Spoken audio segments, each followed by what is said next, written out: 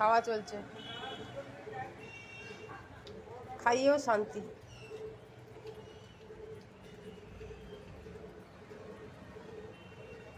এটা আমার আশ্রম, আশ্রমের খাওয়া চলছে।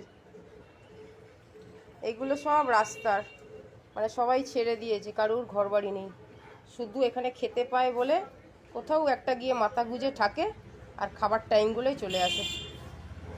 দিনে 3 বেলা আমার কাছে খায়, আর কোথাও না কোথাও এর বাড়ির ছাদে, ওর বাড়ির সিঁড়ির তলা এরমভাবে থাকে।